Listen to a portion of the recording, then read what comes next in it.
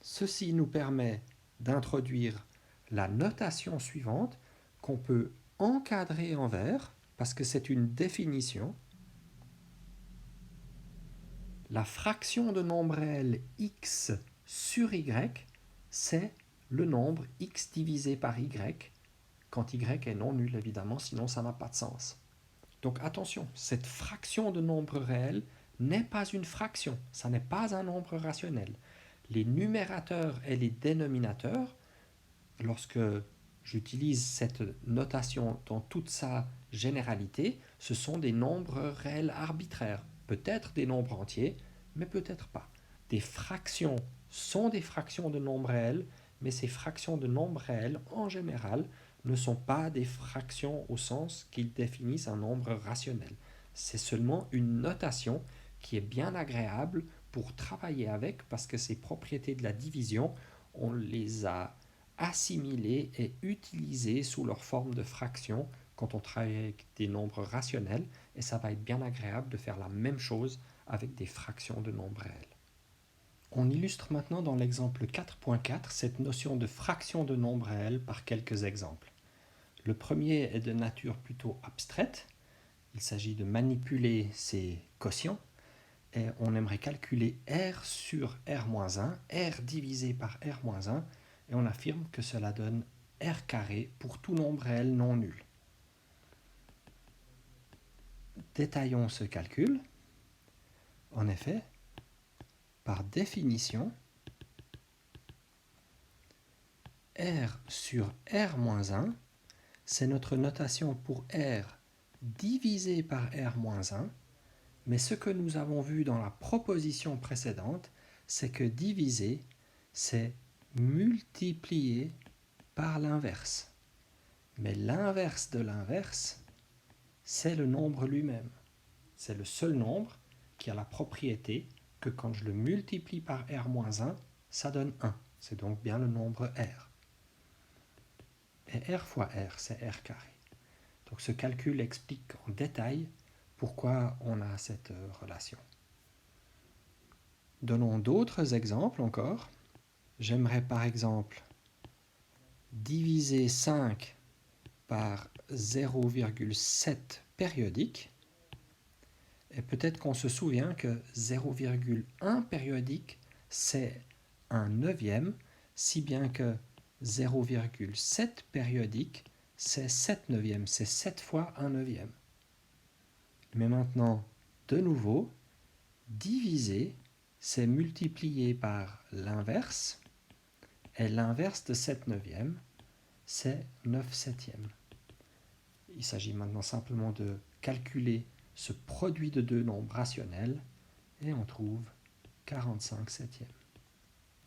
Et j'ai encore la place pour un tout petit exemple. Ce ne sera pas un calcul explicite, mais j'aimerais juste dire que la notation 2 sur pi, c'est la fraction de nombres réels, comme définie dans l'encadré vert, qui représente la division de 2 par pi. Et 2 sur pi, c'est une notation tout à fait commune et usuelle pour écrire ce quotient.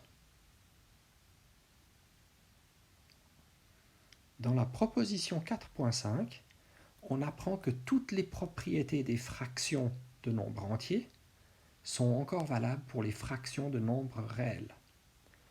On peut simplifier, on peut amplifier, on peut multiplier et additionner les fractions de nombres réels exactement comme on les multiplie et les additionne quand il s'agit des fractions de nombres entiers. Et enfin, la propriété 4, l'inverse de x sur y, c'est y sur x, si x et y sont tous les deux non nuls. Toutes les propriétés sont vraiment tout à fait standards. Je ne montre que la première, et puisque c'est si standard, j'aimerais même qu'on aille un peu plus vite en lisant simplement la preuve ensemble que j'ai déjà rédigée pour vous. Donc on va prouver le premier point, qui est la règle de simplification. Je rappelle que ce qu'on veut montrer, c'est que la fraction de nombre réel x fois z sur y fois z, on peut la simplifier par z et montrer qu'elle est égale à x sur y. Première observation, c'est que y et z étant non nuls, ces fractions de nombres réels existent.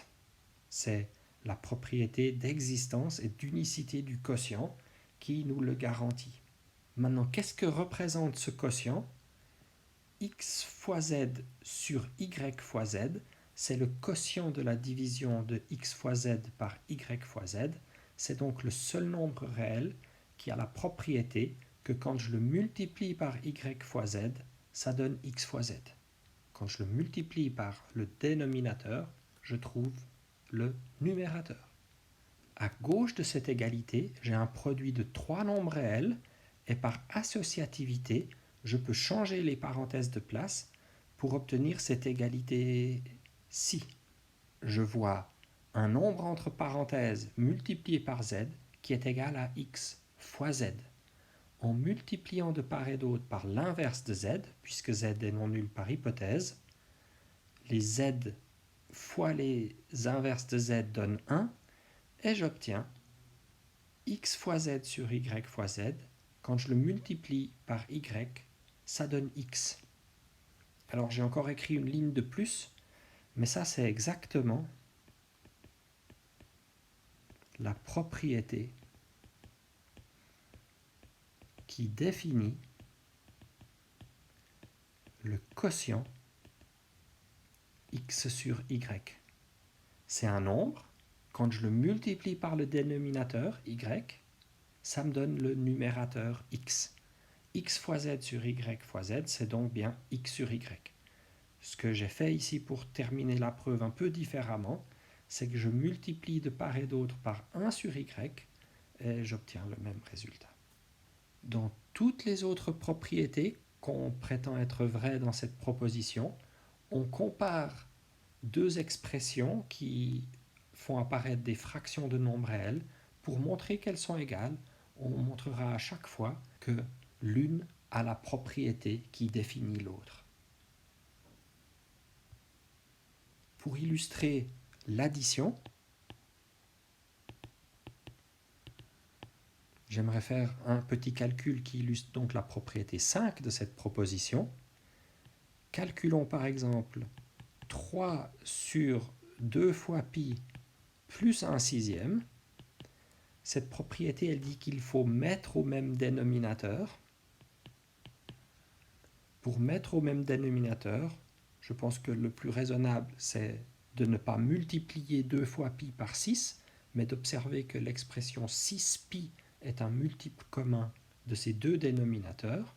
Donc, on amplifie la première par 3, ce que j'écris tout à fait explicitement ici en multipliant celle-ci par 3, et la deuxième, je l'amplifie par pi. De cette façon, les deux dénominateurs valent 6pi, et je peux additionner ces fractions de nombres réels en additionnant simplement les numérateurs et en laissant le dénominateur tel qu'il était. Dernière propriété dont j'aimerais parler, et de cette façon-là, on retourne un peu à la valeur de 1 sur racine de 2 dont j'ai parlé dans un film précédent. On n'aime pas les racines au dénominateur. Par exemple, quand je parle de la fraction de nombre réel 2 sur racine de 2, en tout cas pour moi, c'est difficile d'avoir une idée ou une intuition immédiate de quelle est la valeur de ce nombre réel. À cause du fait qu'on divise par une racine et que c'est de manière plutôt indirecte qu'on pourrait calculer ou approximer ce nombre. Par contre, grâce à l'amplification, c'est-à-dire la propriété 2 ci-dessus, je peux multiplier le numérateur et le dénominateur par racine de 2. De cette façon, au numérateur, j'ai 2 fois racine de 2, et au dénominateur, j'ai racine de 2 fois racine de 2, c'est-à-dire racine de 2 au carré, ou encore 2. Maintenant, je peux simplifier, c'est la propriété 1, celle qu'on a démontrée, parce que j'ai un 2 au numérateur et au dénominateur, et j'obtiens donc racine de 2 sur 1, c'est-à-dire racine de 2. Et sous cette forme-là, ce quotient de nombre réel 2 sur racine de 2 est beaucoup plus évident. C'est un nombre qu'on connaît bien. On va pratiquer cette amplification pour éliminer les racines ou d'autres racines cubiques, etc. au dénominateur. C'est vraiment quelque chose de très très utile pour simplifier l'écriture et avoir une meilleure idée de qui sont les nombres qu'on manipule.